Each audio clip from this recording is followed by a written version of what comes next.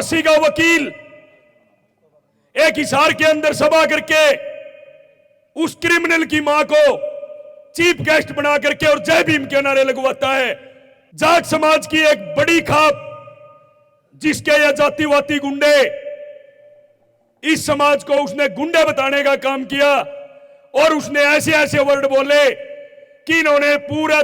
समाज का भाईचारे का 1-1 रुपया इकट्ठा करके एसपी और डीएसपी खरीदने का काम किया। अरे भले आदमी, जय हो भाईचारा एसपी डीएसपी ने खरीदने का काम करे नहीं तो नो भी ने इन धरना धरने की जरूरत कौन पड़े। किताब कर रखा उस समाज उस हिसाब से तुम्हारा भाई भी है हूँ तो सारी बात हमारे तो भी बद के है, लेकिन हमें गिनती करो तो ले भाई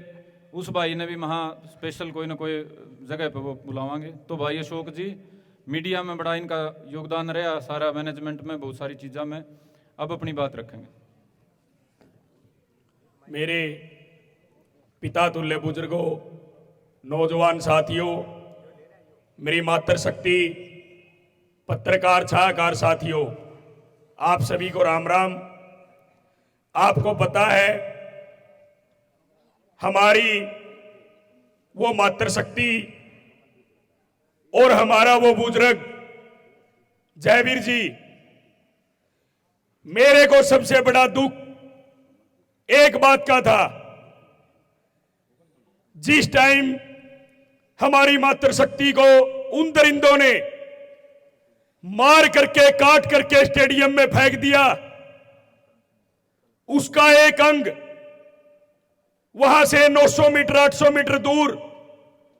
उसकी बॉडी को कुत्तों ने नोचने का काम किया और एक फांसी का वकील एक हिसार के अंदर सभा करके उस क्रिमिनल की मां को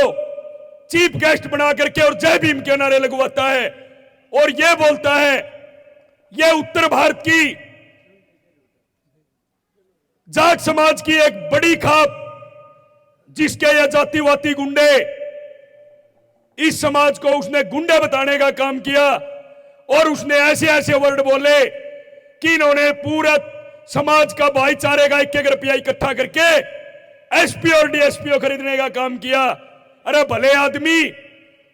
जय हो भाईचारा एसपी डीएसपी ने खरीदने का काम करे नहीं तो नो भी ने इन धरना धरने की जरूरत कौन पड़े। ऐसे ऐसे नीच इंसान जिन्होंने इस समाज को खोखला करने का काम किया, आज वो पल मुझे बहुत गौर से याद है। तड़पती ठंड, ओलावृष्टि, आंधी तूफान, उसमें हमारी मातृशक्ति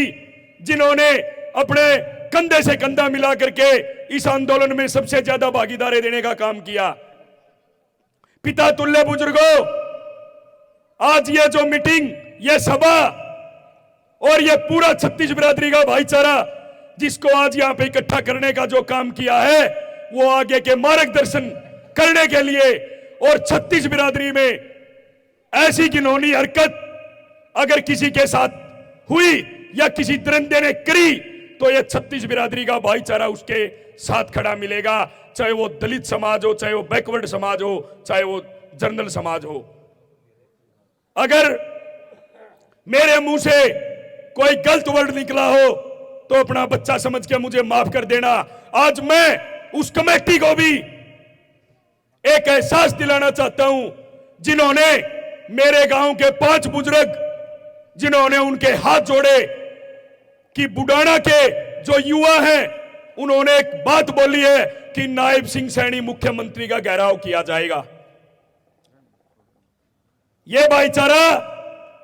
एक न्याय मांगने के लिए रोड के ऊपर बैठा था, न कि एमएसपी मांगने के लिए।